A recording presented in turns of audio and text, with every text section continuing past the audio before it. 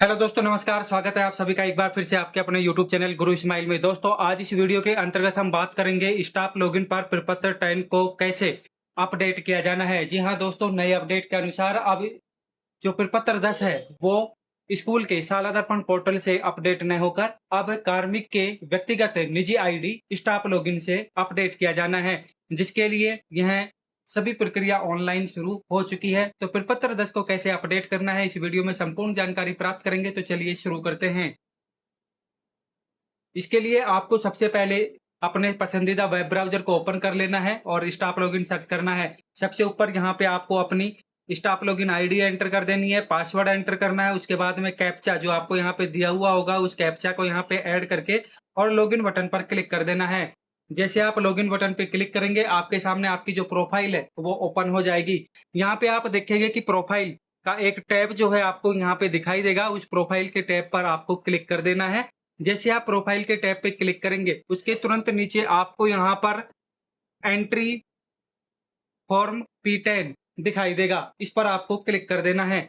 जैसे ही आप profile P10 पर क्लिक करेंगे, आपकी जो प्रोफाइल है वो यहाँ पे दिखाई देगी। यहाँ पे आपका पूरा नाम दिखाई देगा, जन्म तिथि यहाँ पे आपको दिखाई देगी। उसके साथ में आपकी जो करंट पोस्ट है, करंट स्कूल जो होगी, मोबाइल नंबर दिखाई देगा, आपकी ईमेल आईडी दिखाई देगी। यहाँ पे आपकी एम्प्लॉयी आईडी, जेंडर, सब्जेक्ट यदि आप लेवल 2 वगैरह में हैं तो सब्जेक्ट दिखाई देगी। यहाँ से आपके आधार नंबर दिखाई देंगे। दोस्तों, यहाँ पे आपकी जो प्रोफाइल पिक्चर है वो दिखाई देगी। यदि पुरानी यहाँ पे अटैच की हुई है अभी तक, तो यहाँ पे अपलोड इमेज पे क्लिक करके आप अपनी नई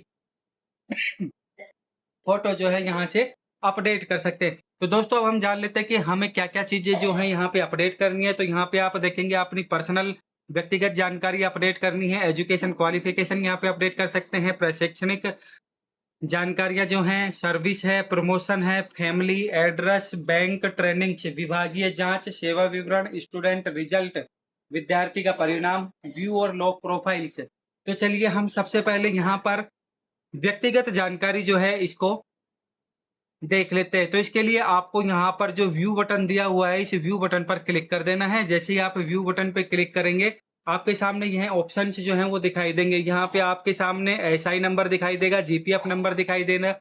एसआई व जीपीएफ नंबर जो है आप यहाँ पे एसएसओ लॉगिन करके वहाँ से भी देख सकते हैं, या आपकी जो मंथली बिल जनरेट होता है, वहाँ से बिल को डाउनलोड करके भी आप एसआई नंबर और जीपीएफ नंबर जो है वहाँ से देख सकते हैं। प्रान नंबर आप यहाँ पे एंट्री करनी है, एनपीएस नंबर यहाँ पे, पैन नंबर आपका जो पैन कार्ड नंबर है, ब्लड ग्रुप आपका क्या रहने वाला है, फादर या गैर गार्जियन जो है आपके अभिभावक, उनका नाम यहाँ पे, अपनी माताजी का नाम लिखना है।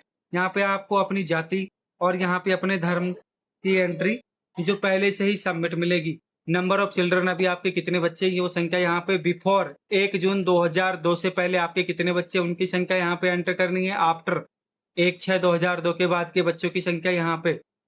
होम स्टेट आपका क्या रहने वाला है, राजस्थान या अदर देन राजस्थान, तो आपको यहाँ पे सेलेक्ट कर लेना जो भी आपकी स्थिति में है। होम डिस्ट्रिक्ट, आपको गृह जिले का चयन यहाँ पे करना है। तो दोस्तों, एक विशेष ध्यान यहाँ पे रखना है कि यदि आप नवीन जो जिले बनाए गए हैं, अपडेट हुए हैं, तो आपको यहाँ पे नवीन जिले का चयन कर लेना है।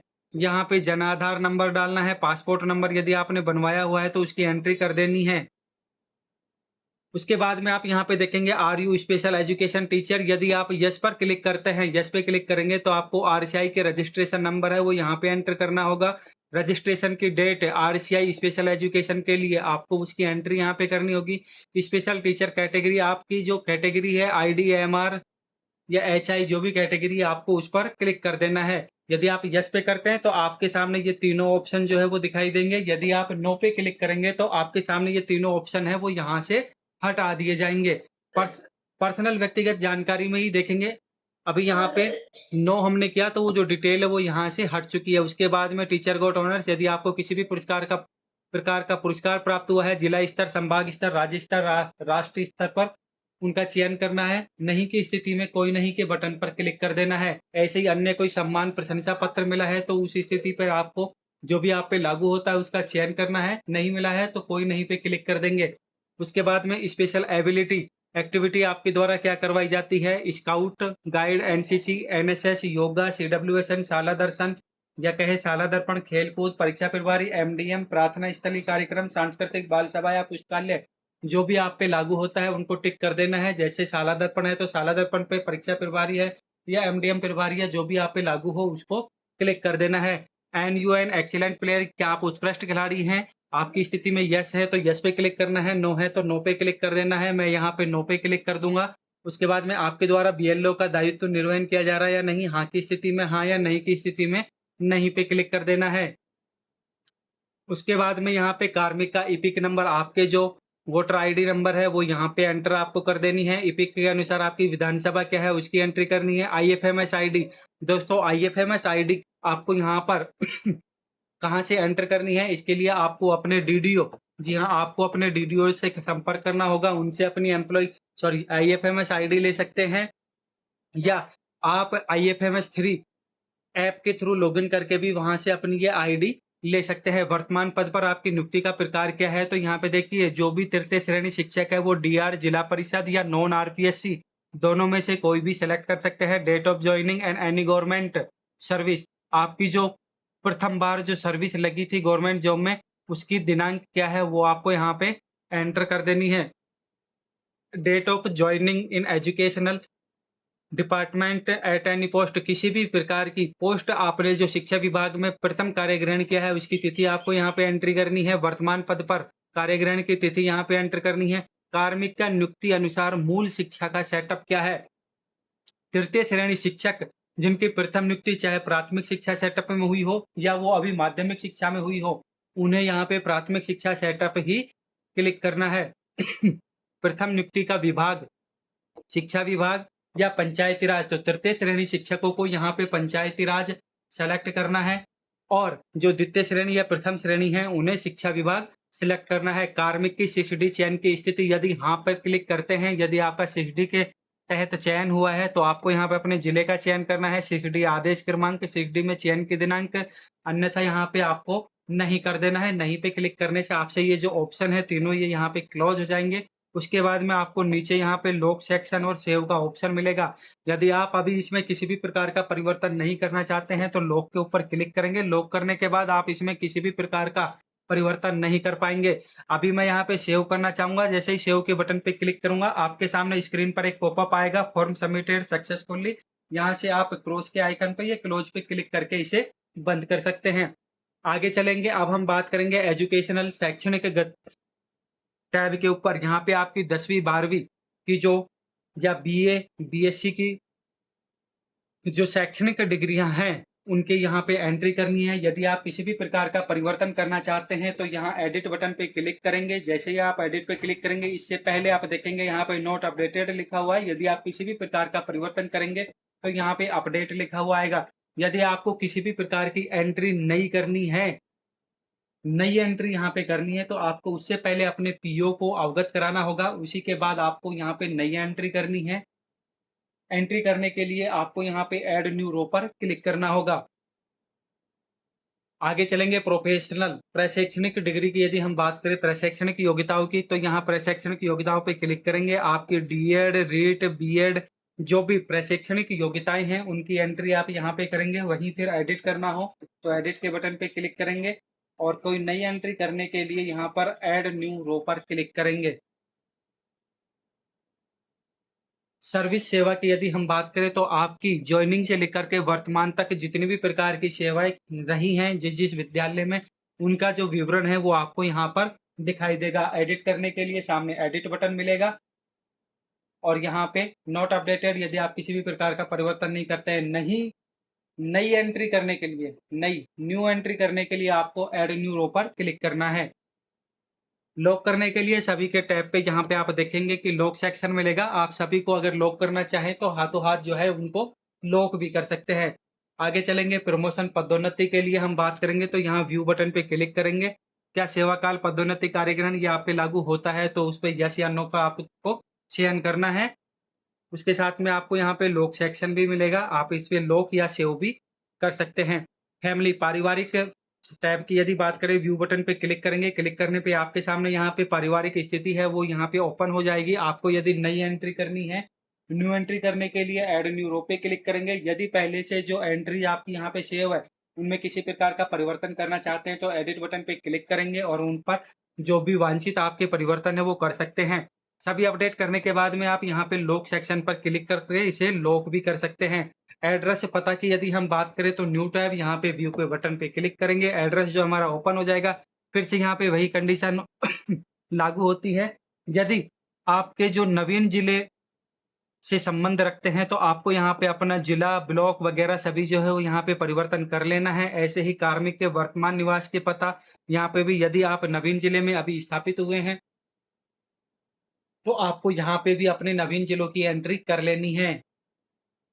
बैंक डिटेल, यदि आप बैंक डिटेल में किसी भी प्रकार का परिवर्तन करना चाहें तो उसकी एंट्री यहाँ पे कर सकते हैं। उससे पहले आपको अपने पीओ डीडीओ महोदय को अवगत कराना होगा। यहाँ पे सेव और लॉक सेक्शन आपको मिलेगा।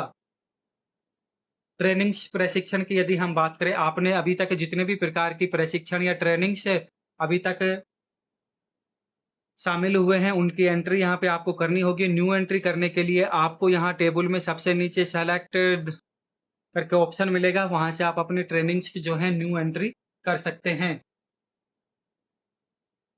विभागीय जांच या कारण टैब, आगे व्यू बटन मिलेगा। यहाँ पे अगर आप पे किसी भी प्रकार की कार्रवाई वगैरह जांच बैठी है तो वो उनकी डिटेल यहाँ पे मिलेगी। अन्यथा आपको आगे बढ़ जाना है, सेवा विवरण पर आपको क्लिक कर देना है।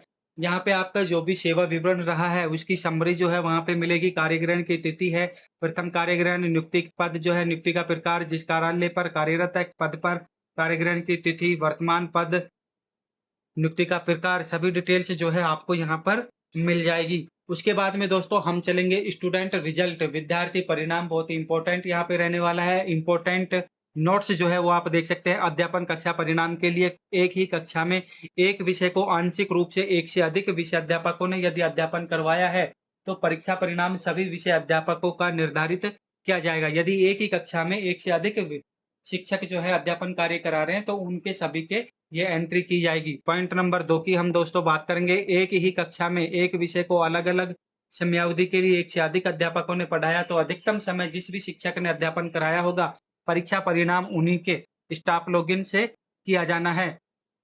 3 नंबर पॉइंट की बात करेंगे। परीक्षा परिणाम में केवल मुख्य परीक्षा के परिणाम को ही शामिल करें, पूरक परीक्षा के परिणाम यहाँ पर एंट्री नहीं होगी। संस्था प्रदान परिणाम की प्रविष्टि के लिए देखेंगे, जिन विद्यालयों ने संबंधित सत्र में कक्षा 10वीं 12वीं नामांकन शून्य है, उनके परीक्षा परिणाम शून्य भर करके प्रविष्टि करनी है। संस्था प्रदान के रूप में एक से अधिक विद्यालय में यदि आपका पदस्थापन रहा है तो जिस विद्यालय में कार्यकाल सर्वाधिक रहा है परंतु 3 माह से अधिक होने पर ही आपको परिणाम की प्रविष्टि वहां पर करनी है। पॉइंट नंबर 3 की बात करेंगे। यदि सत्र पर्यंत किसी भी विद्यालय में संस्था प्रदान की भूमिका के रूप में आपका कार्यकाल 3 माह से अधिक नहीं रहा है तो परिणाम शून्य भर करके प्रविष्टि करें। यदि आप किसी विद्यालय में 3 महीने से अधिक कार्यकाल संस्था प्रदान के तौर पर आए तभी आपको एंट्री करनी है, अन्यथा नहीं करनी है। पॉइंट नंबर 4, यदि एक ही सत्र में कार्मिक के द्वारा 2 भूमिकाएं अध्यापन और संस्था प्रदान का निर्वहन किया गया तो जिस भूमिका में कार्यकाल सर्वाधिक रहा है उसके रूप में प्रविष्टि आपके द्वारा की जानी है।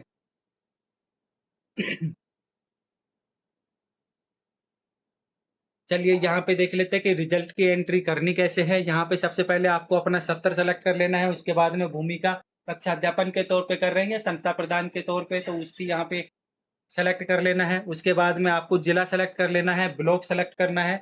उसके बाद में आपको विद्यालय सेलेक्ट कर लेना है। उसके बाद में आपकी जो कक्षा है 5वीं 8वीं 10वीं 12वीं उसका चयन यहाँ पे करना है। आपके द्वारा जो विषय पढ़ाया जा रहा है उसका चयन यहाँ पे करना है।